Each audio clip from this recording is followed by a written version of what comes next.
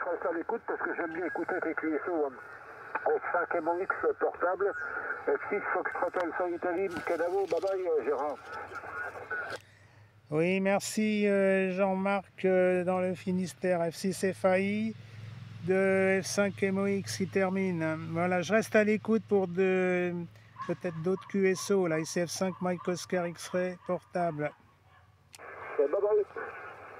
Kenavo. Foxtrot Alpha India, Delta Lima 8, Foxtrot Québec.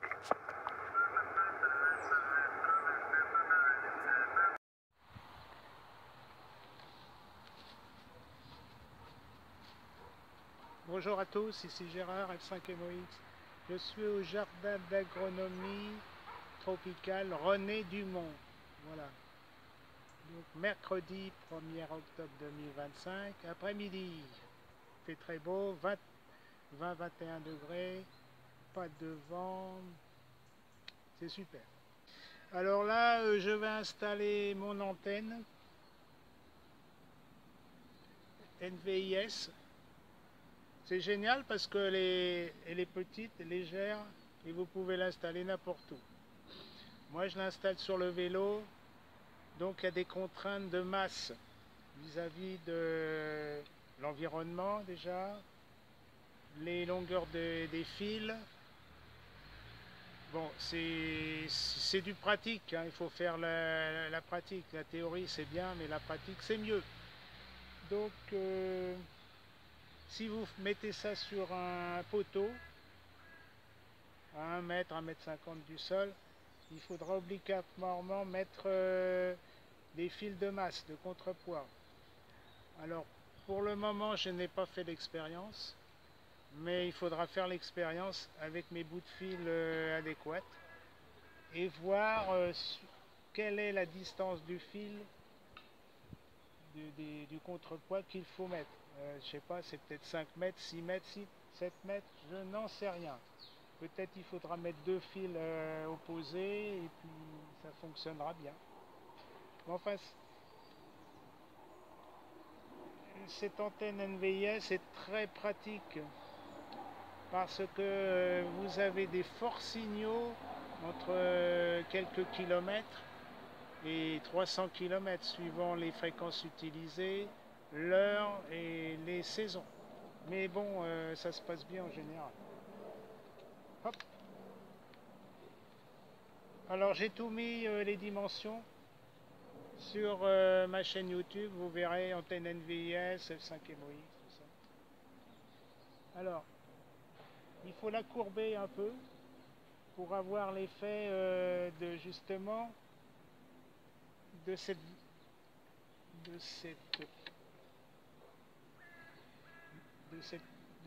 fonction de verticalité. Voilà. Normalement, le lobe de rayonnement est entre 70 et 90 degrés dans le ciel. Et nous, ce qu'on cherche à faire radio-amateur, c'est de faire du DX, des longues distances. Ce n'est pas pareil. Il faut, pour les longues distances, il faut que ça soit un angle de 15 à 30 degrés, le lobe comme ça, là. D'accord? Voilà, comme ça. Ça tend vers 0. Tandis que là, ça tend vers 90. Et on a des répercussions de part et d'autre. Il n'y a pas de directivité. Alors je vous mettrai, je vous ai mis un petit manuel d'un OM. Enfin, je n'ai même pas son indicatif, mais bon, vous verrez bien le lien. Bienvenue dans l'univers de la propagation des ondes NVIS. Ça veut dire en anglais Near Verticality Incidence Skywave. Donc vraiment près de la verticalité, incidence donc vers les skywaves, les ondes verticales. La plupart des manuels traitant de propagation omettent de mentionner que les ondes à incidence quasi verticale subissent elles aussi l'influence des couches de l'ionosphère. On ne traite que des ondes à incidence en bas angle, oui, 30 degrés, pour les communications de médium et longue distance. C'est ce que je vous ai dit. La zone de silence ou la zone de skip est le fruit du manque de compréhension du phénomène de propagation. C'est-à-dire que quand vous contactez, quand les couches ionosphériques à incidence vers les 30 degrés, le lobe là, et vous ne pouvez pas capter les stations proches. Voilà, ça sera que les longues distances. Alors ça fait des miroirs comme ça, comme ça, comme ça.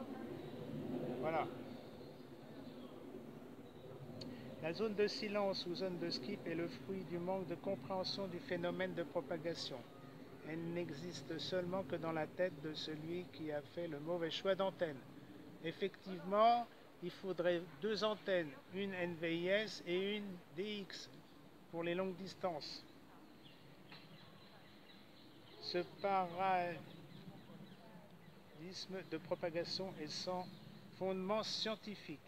Bien entendu, les règles s'appliquant à la fourchette des fréquences MUF et LUF et de la relation de celles-ci avec leur angle d'incidence par rapport aux couches ionosphériques, aux couches ionisées, par rapport aux couches ionisées tiennent toujours. Ouais, ça ne bouge pas. Les couches ionisées autour de la Terre, entre 100, même 80, entre 80 et 300 km. La couche eusporadique, D, eusporadique, F1, F2. Les ondes NVIS utilisent les mêmes couches, ES et F, de la ionosphère comme réflecteur vers le sol. Tac, tac, tac, tac. Une antenne qui favorise un départ à angle quasi vertical optimise ce mode. L'image d'un parapluie décrit assez bien l'empreinte du schéma de réflexion par ionosphère sur le sol à partir d'une antenne optimisée à cette fin. Finalement, pour les mobiles, l'usage d'antennes verticales est tout à fait inapproprié pour les communications locales et régionales à cause du cône de silence vers le zénith. Eh bien oui, parce que les antennes mobiles en décamétrique HF, pas en UHF VHF. UHF VHF, c'est du direct. C'est je vois là-bas, ça passe du direct. Mais en décamétrique HF, c'est pas le même. C'est par les couches ionosphériques qu'on peut joindre vos correspondants. Alors, le mode par onde NVIS est tout simplement l'usage d'ondes en basse fréquence réfléchies grâce à des antennes possédant un angle de radiation élevé. Ouais, comme ça. Tac. 80 degrés, 90 degrés. Tout comme le bon choix d'antenne peut rehausser la fiabilité d'une liaison de longue distance, les communications de courte distance ont aussi un type d'antenne qui leur est propre. La capacité d'opérer dans les deux modes est un outil indispensable dans le coffre d'un opérateur HF chevronné. Toute station utilisant une antenne à bas angle de départ favorise la propagation sur une portée médium et à longue distance. De cette façon, une zone de silence est formée entre la portée maximum d'onde directe et la portée minimum de l'onde réfléchie. Mais oui, à un moment donné, il y a du silence. Alors pour optimiser ce non-silence, il faut avoir 2 antennes. Enfin bon, 2 types d'antennes. Ça dépend ce que vous voulez réaliser. L'emplacement de cette zone de silence en forme de couronne est influencé par la propagation, le type d'antenne et la fréquence d'opération. Elle peut débuter aussi proche d'une trentaine de kilomètres et s'étendre jusqu'à 300 km, empêchant ainsi toute communication avec les stations à l'intérieur de cette zone. Dans des circonstances exceptionnelles, la zone de silence peut se rapprocher à quelques kilomètres seulement de la station émettrice. Voilà. Alors c'est toujours pareil, c'est les angles d'incidence. Il faut voir tout ça. Pour fonctionner, le mode NVIS requiert des antennes dont l'angle de radiation est très élevé, de 60 à 90 degrés, c'est ce que j'avais signalé, afin d'irradier le maximum d'énergie vers l'azimut et le minimum vers l'horizon. Alors, moi je fais l'azimut en haut, mais l'horizon, je m'en passe. Puisque je vais contacter des stations locales, régionales et nationales, suivant les fréquences. Mais c'est souvent entre le 3 mégas et le 10, voire le 14 mégas. Donc entre les bandes 80 mètres et les bandes 80 mètres, 40 mètres, 30 mètres et aussi 20 mètres. Mais 20 mètres, c'est plutôt l'été et l'automne. Après, ça dépend de l'activité solaire aussi. Parce que l'activité solaire, elle est au plus haut là. Donc on peut. Alors...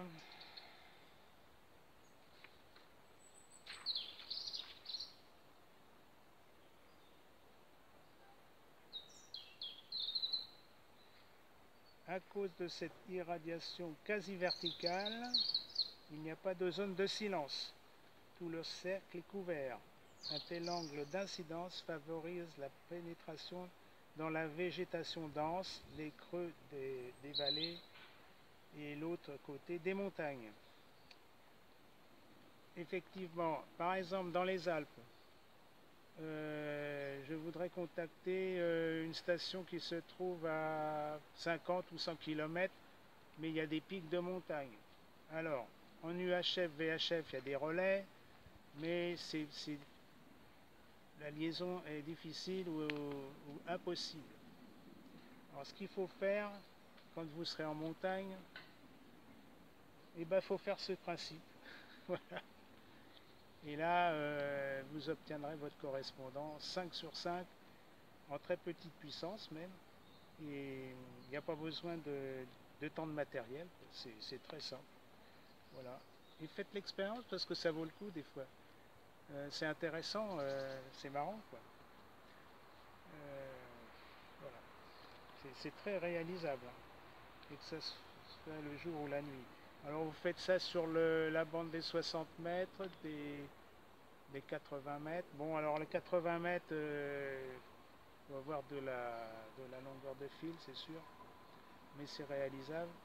60 mètres, c'est bon, hein. J'ai fait la réalisation, c'est correct, mais le ton d'un stationnaire n'est pas bon, je vais rectifier un peu mes fils. Et puis surtout sur 40 mètres, dans la journée, c'est super.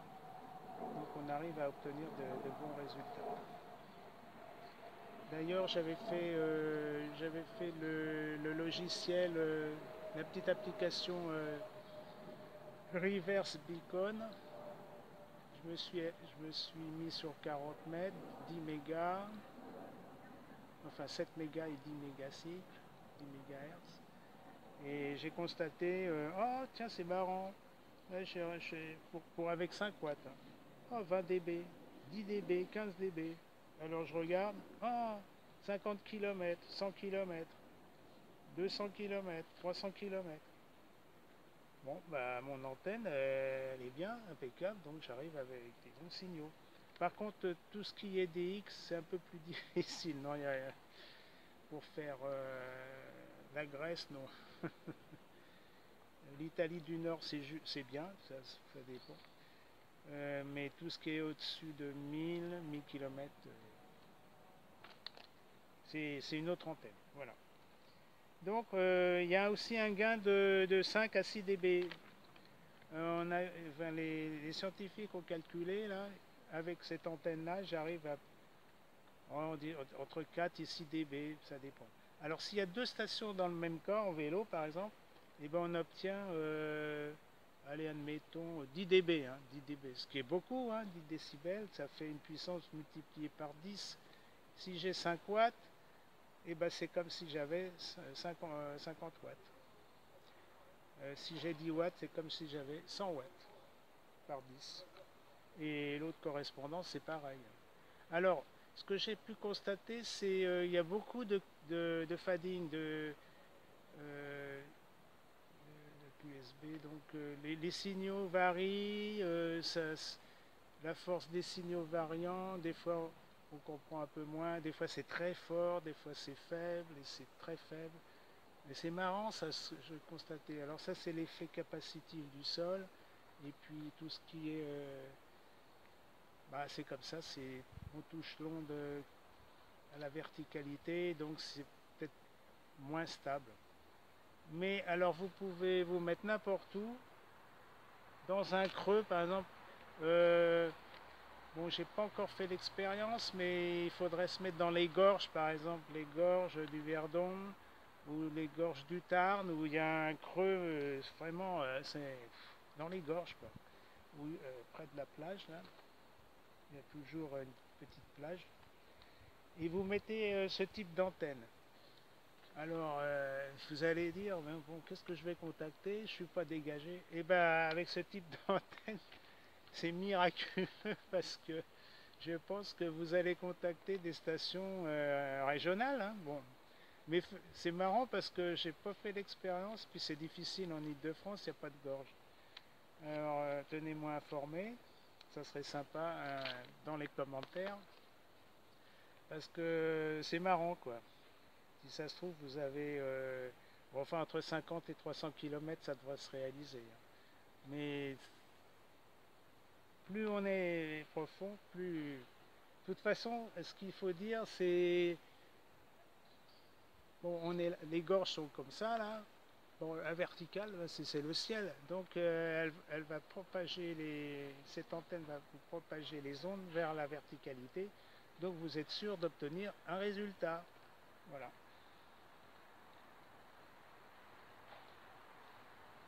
Alors, et puis essayez dans les montagnes aussi. Ce mode fonctionne très bien du 160 mètres jusqu'au 40 mètres. Inclusivement, non, ça serait plutôt exclusivement. Mais enfin bon, ça peut aussi, oui, 30 mètres, 40 mètres. Le secret consiste à utiliser une fréquence qui est le plus bas que la fréquence critique, MUF. Ouais. Bon, en général, c'est le 40 mètres. De réflexion ionosphérique. Bon, de la nuit, c'est 80 mètres ou 60 mètres. Le 60 mètres est très bon. Hein. 60 mètres, c'est extra.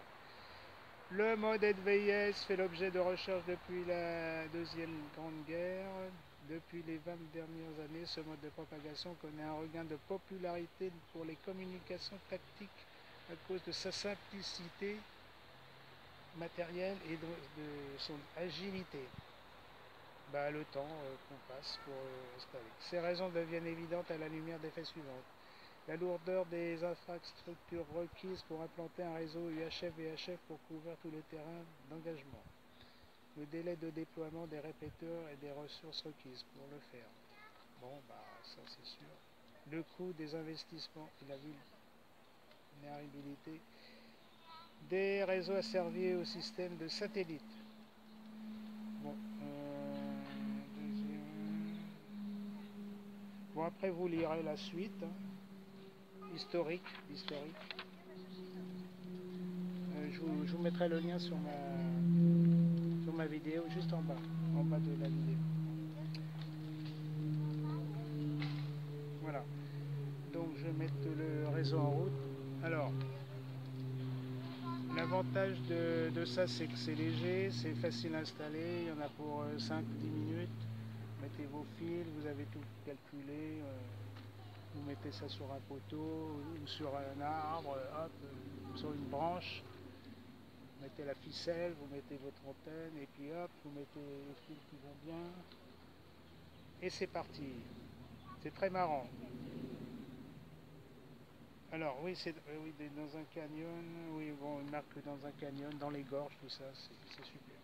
En tout cas, la communication, c'est sympa. Alors pour les militaires, c'est différent, parce que c'est vrai que, quoique, pour les militaires, bon, c'est codé, quoi, HF, VHF. Mais en HF, on peut coder aussi, donc il n'y a pas de problème, on peut s'en servir pour les conflits. Voilà. Allez, ciao, j'installe mon antenne et on va voir ce que ça donne. Bien sûr, c'est une antenne accordée. Bon, j'ai amené ma boîte de couplage. C'est surtout pour le 60 mètres, quoi. Un peu difficile et délicat. Alors, c'est du câble coaxial 50 ohms. Alors la longueur du câble aussi influence. Si je mets plus, le taux de stationnaire varie. Donc faites attention quand vous allez installer tout ça. Mettez 5-10 mètres, ça dépend où vous l'installez. Bon, sur un vélo, 1,50 m suffit. Mais après, réfléchissez bien. De la longueur du câble aussi influence. C'est comme ça. Ça va à la masse. Je mettrai un Vago. Donc c'est bien 50 ohms. Voilà. Alors, je vais mettre mon petit élastique.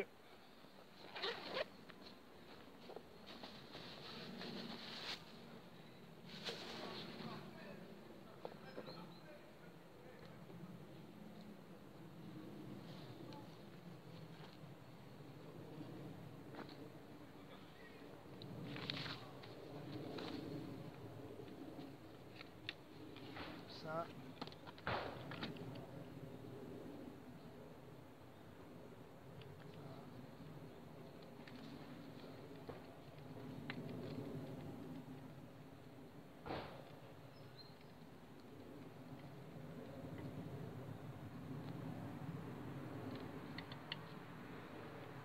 Voilà, ça tient bien. Le câble.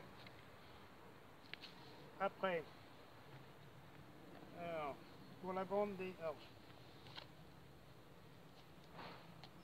C'est du fil de 5 dixièmes, un demi-millimètre. C'est de la jarretière, tout ce que vous voulez. Ça peut mettre, on peut mettre jusqu'à 100 watts. 50 watts suffira, mais moi j'ai que 10 watts. Alors j'ai marqué 14 mégas, 2,36 m. Ça c'est pratique parce que vous l'enroulez et vous savez ce que c'est.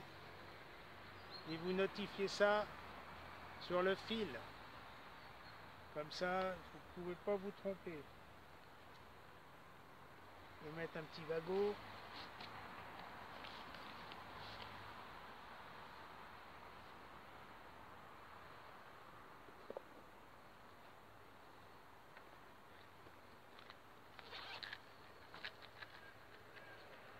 Pareil, les Vagos, ça se perd. Une boîte. Voilà.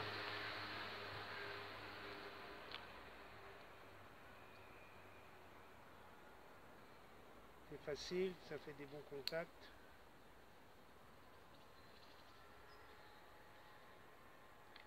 Alors, sur la bobine, je mets la suite. Tac. Et c'est parti. Je vais mettre l'antenne. Après, il faut... Alors moi, je vais faire du 40 mètres. Alors, si je veux faire du 10 mégas, même principe. Un petit fil. Ça, vous savez ce que c'est? Ça, c'est du plastique. Les shampoings, là, il y a des bouteilles de plastique. Vous faites une découpe. C'est super génial. Après, vous mettez ce que c'est. Vous mettez du scotch parce que ça s'efface. Après, c'est du feutre. Donc là, ça s'effacera pas. Alors, 10 mégas, 2,10 m. Je vais rallonger. Comme ça, je suis sûr de faire une VIS.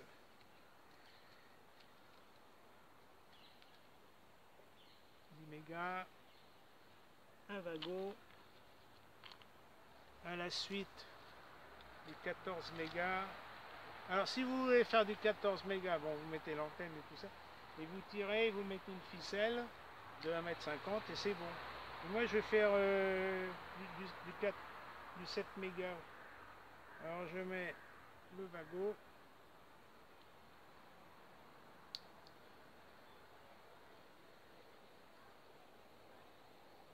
Voilà. Pareil pour le... donc... que... Si j'ai pas pris quoi...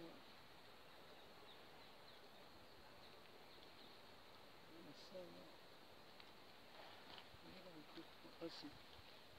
Alors 7 mégas. 7 mégas. Voilà.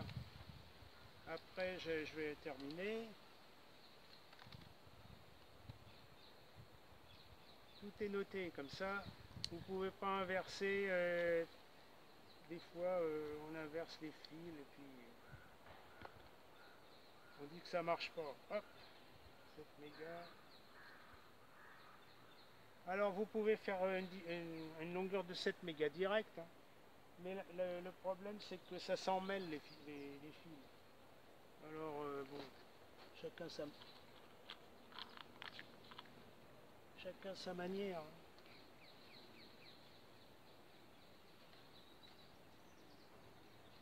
Toc.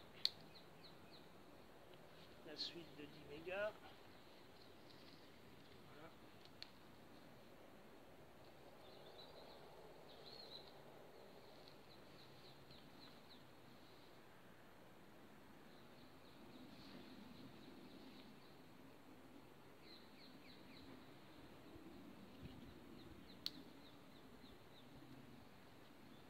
Voilà, normalement c'est bon.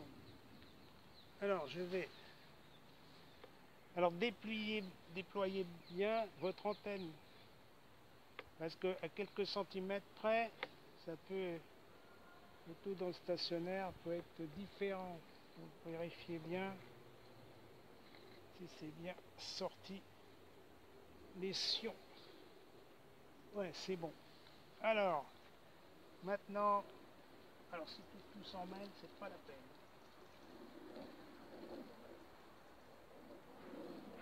Et oui, j'ai pas fait attention, j'aurais dû l'installer plus loin. Hop. Après,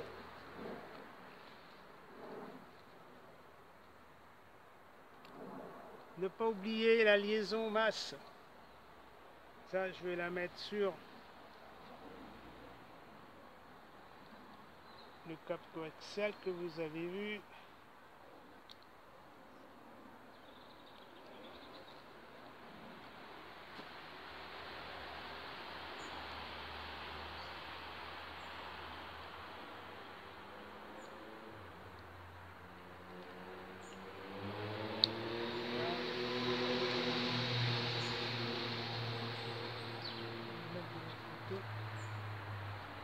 Parce que alors là, si vous oubliez la masse, c'est une catastrophe.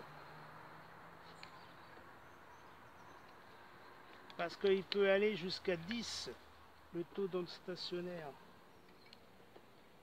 Enfin, le ROS, taux d'onde stationnaire, ça peut aller jusqu'à 80% négatif. 80% au lieu de quelques pourcents. Donc là c'est bon, la masse est mise sur le vélo. La ficelle.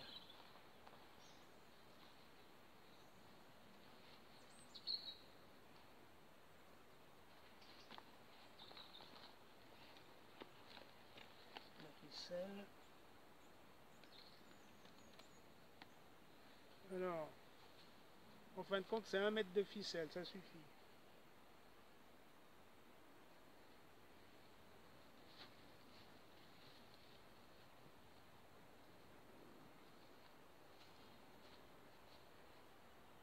Bon, je vais mettre un wagon, comme ça, ça tiendra mieux. Et si je vais faire du 60 mètres après, ça sera parfait. La ficelle, il faut une petite pierre pour taper dans le sol. Je fais le nœud.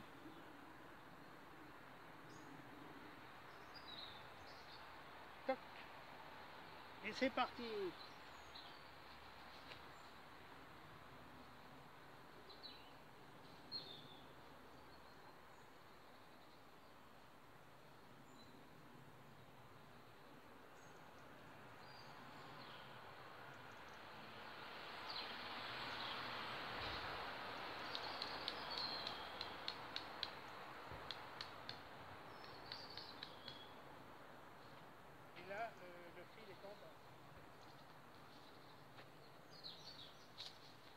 Voilà, c'est terminé. J'ai plus qu'à installer le transailleur. Le fil aura des pâquerettes. Hein. Ça fait une capacité au sol.